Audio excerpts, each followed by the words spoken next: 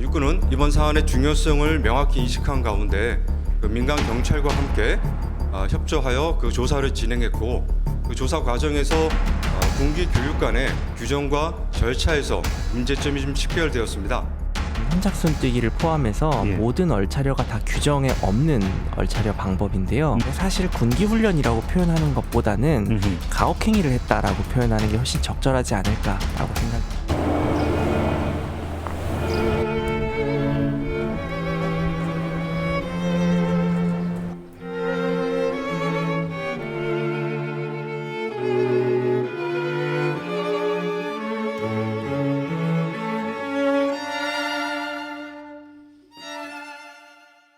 자, 있어서는 안 될 일, 많은 분들의 눈물을 짓게 할 일, 그리고 때로는 많은 분들이 분노하는 일, 이런 상황이 됐습니다. 여러 가지 이제 짚어볼 점들이 좀 많이 있는데, 우선 다음 화면으로 좀 소개해드리죠. 이제 몇 가지 지점, 이 상황들, 그 당시에 어떤 일이 벌어졌는가, 그 위에 어떤 조치는 없었는가, 뭐 여러 가지 있는데, 지금요, 이런 얘기가 좀 나오기 시작을 했어요. 전날 밤에 떠들었다는 이유로 군기훈련, 얼차려가 있었던 거잖아요. 그런데 지금 보면은 지금 조사 대상이 된 게 중대장과 부중대장이에요. 중대장이 직접 훈련병 6명을 군기훈련시켰다 이렇게 알리잖아요. 그리고 사망자가 발생한 거예요. 그런데 지금 군에 다녀오신 많은 남성분들은 아실 거예요. 군에서 약간의 어떤 뭐 이제 이 약간 예를 들어서 혼날 일이 발생을 했다. 그럼 얼차려가 들어가는 건데 그때 그거를 통상 조교 또는 드물게는 소대장 정도가 군기훈련을 지휘하고 시키는 거지 중대장이 시키는 경우가 과연 있는가. 군에 다녀오신 분들은 이구동성으로 이 얘기를 하십니다. 그러니까 훈련병 중대장이 대면하는 것도 사실은 쉽지 않다. 기회가 많지 않다. 근데 하물며 얼차려 군기훈련을 직접 시켰다. 윤경호 소장님, 이걸 어떻게 봐야 될까요?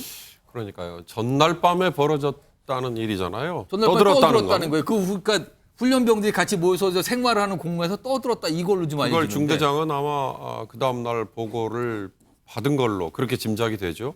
그리고 직접 나서서 이렇게 얼차려를 했다. 아까 군 인권센터 관계자의 얘기 중에 이건 얼차려가 아니라 가혹행위일 수도 있다. 지금은 그러니까 24kg 뭐 여러 가지 무게에 대해서 여러 가지 있습니다. 일단 24kg 되는 굉장히 무거운 군장을 메고 구보 그러니까 뛰는 거잖아요. 뛰고 그다음에 이 이른바 팔굽혀펴기 뭐 이런 걸 시켰다는 거잖아요. 지금요. 선착순 얘기도 나오고요. 저는 뭐 이번 사고가 터진 후에 알았습니다만 저희가 군복무 했던 거는 한참 전이니까 예. 완전군장하고 구보 이거는 저희 때는 있었어요. 그렇죠? 그러나 그때는 뭐 구타도 횡행했던 시절이었으니까 그때와 비교를 할 수는 없는데 그걸 금지했다라고 하는 그 규정을 보면 규정에서는 그걸 하지 말라고 돼 있다. 그렇죠. 그걸 보면 그게 얼마나 무리가 갈 수 있느냐 이걸 감안했겠죠. 그래서 저는 이 중대장의 개인 뭐라고 그럴까 이 성격 뭐 이런 것도 있지만 가학적인 차원에서의 얼차려를 했느냐.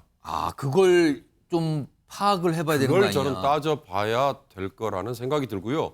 그리고 이 중대장이 이번에 문제가 된 이 병사 이외에 다른 신병 교육대에 계속 있었다면 다른 병사들에게도 유사한 가학적인 얼차려 이 전례가 있는 건지 그것도 저는 규명을 좀 해보면 뭔가 더 실체가 나오지 않을까 하는 생각이 듭니다.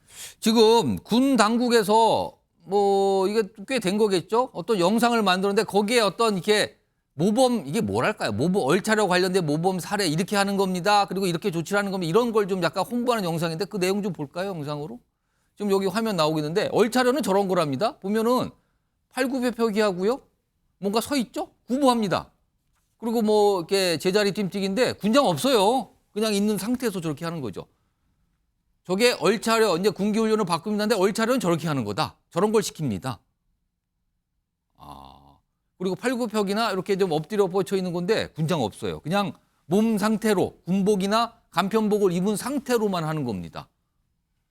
저렇게 약간 얼차려는 저런 모습입니다라고 해서 공식화시킨 거잖아요. 근데 지금은 무거운 군장을 메고 뭘 했다는 거. 그리고 이게 시간이 얼마인지 모르지만 굉장히 날씨가 덥다.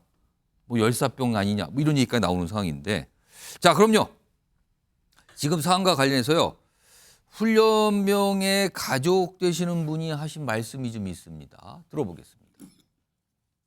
대대장님이 말씀을 하시는 내용 중에 첫째도 안전, 둘째도 안전, 셋째도 안전, 저희가 안심을 하고 돌아올 수도 있었고요. 그 친구가 훈련을 받고 있는 걸 봤느냐고 그랬더니 6명 정도 훈련을 받고 있는 거를 받고 차려라고 불리는 지금 그 훈련을 받고 있는 걸 받고 근데 엄청 힘들어 보였다. 그러다가 얼마 있다 한 명이 쓰러져 있는 거를 봤는데 처음에는 뭐 주변도 그렇게 크게 뭐 이상하다고 생각하지 않길래 그냥 단순 탈진한 건가 이렇게 생각을 하고 여겼다고 합니다.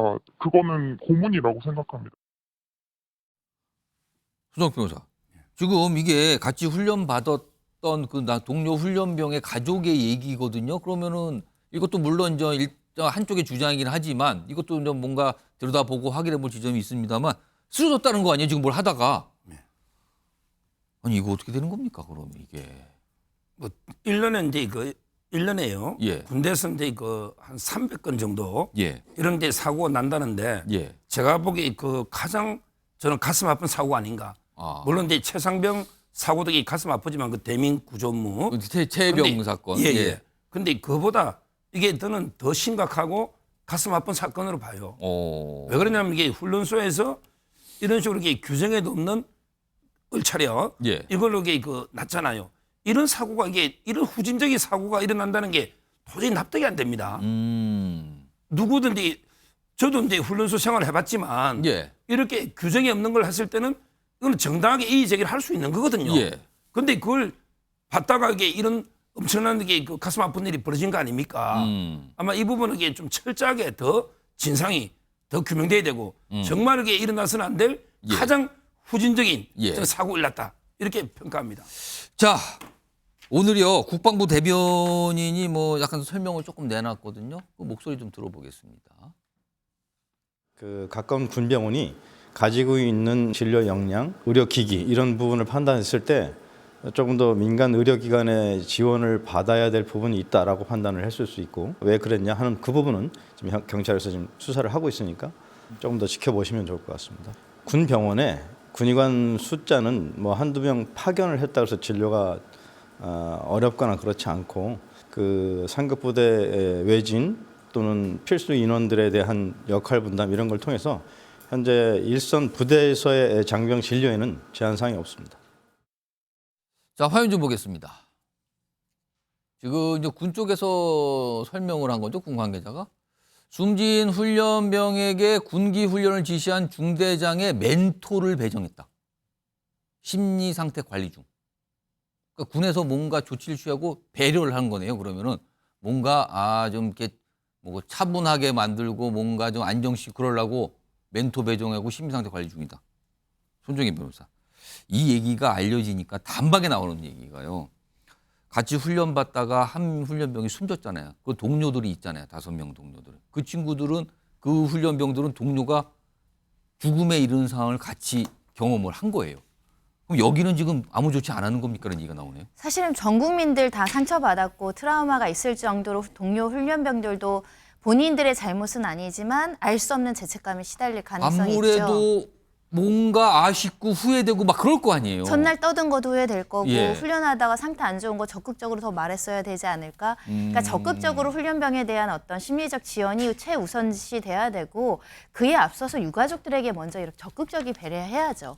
그 가족의 충격은 어떻게 표현을 합니까? 네, 국가배상 청구하기 전에 국가가 먼저 선제적으로 정말 죄송하다. 20대 정말 젊은 애지중지 키운 아들 군대 와서 이렇게 주검으로 돌려보낸 거에 대해서 정말 사죄하고 앞으로 어떻게 해야 될지 어떤 상황인지를 정말 브리핑을 하듯이 지원을 하고 배상이나 이런 뭐 순직 처리나 이런 것들을 해야 되는데 관계자 말로 나오는 게 가해자로 지목된 사람, 수사 대상인 사람이 지금 심리 멘토를 받고 있다. 그러니까 뭔가 주객이 전도된 느낌을 모르겠습니다. 지우기가 뭐 어렵습니다. 훈련병이나 가족들에게 어떤 조치가 되는지 모르겠다. 물론 뭔가를 하고 있을 걸로 생각을 합니다만 물론 예. 그 대대장도 지금 무분별하게 신상 정보가 공개됨으로 인해서 심리적인 충격이 예, 있을 예. 수 있고 본인이 의도하지 않은 결과로서 이렇게 중대장입니다. 이제 대대장이 아니고 중대장. 좀 예. 그 피해가 크게 발생했기 때문에 심리적인 고충은 있을 수 있겠지만 예. 또 대중들과 가족들과 또 훈련병과 이 12사단 또는 군대에 지금 아들들 보내놓은 부모님 입장에서는 억장이 무너지죠. 지금 아까 뭐 수백 건의 사고가 터진다고 했는데 그래도 되는가라는 질문을 하는 겁니다. 매년 이렇게 젊은 어떻게 보면 군인들이 죽어나가고 다치고 이 사건을 우리가 어떻게 받아들여야 되고 어떻게 재발 방지를 하고 어떻게 배상을 할 것인가에 대한 진지한 고민이 더 있어야 될 것 같습니다. 자, 지금 저 수사가 진행 중이고요. 그리고 뭐 인권이 관련된 얘기도 좀 나오고 있는데요. 화면에서 소개해드리죠. 일단 이게 경찰 쪽에서 군인 범죄 전담 수사팀을 꾸렸다. 그리고요, 이와 함께 의료사고 전담 수사요원 등 10명을 뭐 구성했다. 수사 전담팀에. 아, 그러니까 그 이후에 대처 이것도 좀 보겠다는 것 같네요. 그 이후에 쓰러진 이후에 병원에 이송하고 뭐 이런 과정에 대해서 좀 들여다보겠다 이런 얘기가 있고요. 그리고요, 국가인권위원회가 이 훈련병 관련해서 다음 달 4일에 사안을 심의한 후에 의결실은 직권조사를 진행할 수도 있다. 요 얘기가 나오는데 손석 변호사, 인권위까지 좀 약간 들여다보고 있다는데 이거는 인권위 직권조사 그럼 어떻게 되는 겁니까? 어떤 걸 지금 인권위는 관심 있게 보고 있는 걸까요? 지금 이제 둘 다 지금 경찰에 바로 하는 것도 맞아요. 예. 이제는 이제 그 법이 바뀌어가지고 예. 헌병에서 이제 누가 범인인지 뭐 책임이 있는데 헌병이 따지는 게 아니고 예, 이제 경찰로 경찰로 빨리 넘기야 돼요. 민간 경찰로 넘겨야 옛날에 되는 거죠. 박정훈 대령이 그걸 잘못한 거예요. 아. 이제 경찰로 가서 경찰에서 책임자를 이제 규명해서 예. 지휘고하를 막론하고 지금 경찰은 그렇게 하고 있는 예, 거고요. 수사하면 되고요. 예. 그다음에 인권위원회는 이제 인권의 최후 보루입니다. 오. 따라서 이제 그 재수 없어도 얼마든지 직권으로 과연 이게 엄청난 군대 인권 침해 사례잖아요. 아. 따라서 이제 직권으로 조사할 수 있고요. 누가 문제 제기나 뭐 진정이나 제소를 하지 않더라도 인권위가 봤을 때 아 이거는 좀 봐야 되겠군요라고 판단하면 직권으로 할 직권으로. 수가 있고 오. 그다음에 그 강제 명령권은 없지만 예. 시정 요구를 할 수 있어요. 아. 요구하면 이게 원칙은 따르는 게 맞죠. 그러면은 인권위 관계자들이 향후에 그럼 그 군부대를 찾아가거나 훈련병 등등등도 만나서 조사할 수 있다 이겁니까 지금? 그렇죠. 훈련소 내에 인권의 사각지대가 없는지 어. 인권 침해나 예. 뭐 차별 행위가 없는지 예. 이걸 이렇게 조사해서 시정 요구할 수 있는 그런 기관이죠. 마지막으로 윤경호 수장님 최근에 이게 얼마 전에 수류탄 관련된 사고에 이어서 또 지금 이게 나왔어요. 훈련병건이 연속해서 발생을 했어요. 이거는 좀 체계적으로 봐야 되는 상황 아닙니까 이쯤 되면요? 저는 그래서 도대체 신원식 장관이 나와서 왜 고개를 숙이지 않을까? 아. 그러니까 모든 일에 뭐 장관이 나와서 다 책임져라 이거 아니고요. 예. 군이라는 조직의 특수성이 있잖아요. 아니면 담당 육군 참모총장이라도 나와서 예. 고개를 숙여야죠. 정말 20살 될 때까지 애지중지 키운 아들들이 예. 생대 같은 목숨을 그냥 잃어버린 이 부모들에게는 뭐라고 얘기를 할 겁니까? 아니 군대라는 거는 예. 국방의 의무 때문에 정말 국가를 믿고 보낸 건데 예. 이런 사고가 생긴다는 건 뭐 작년 8월 거슬러 올라가면 작년 7월에 해병대 세상병 사건도 있습니다. 굳이 하나 첨언을 하자면 예. 이 두 병사 사고 이외에요. 예. 공군과 육군에서 장교들이지만 최근에 뭐 어떤 건지 먼저 숨진 채 발견됐다. 극단적인 선택으로 추정되는 또 두 죽음이 더 있다는 거 아니에요? 그렇다면 저는 국방장관이 나와서 국민들에게 고개를 숙이는 게 저는 절대적으로 필요하다. 그리고 필요하다면 예. 책임을 명확하게 물리겠다라는 저를 포함해서 책임을 지도록 하겠습니다라는 얘기를 예. 하고도 남음이 있어야 된다는 생각이 듭니다. 알겠습니다. 지금 여러 가지 주제 오늘 뭐 좀 짚어봤고요.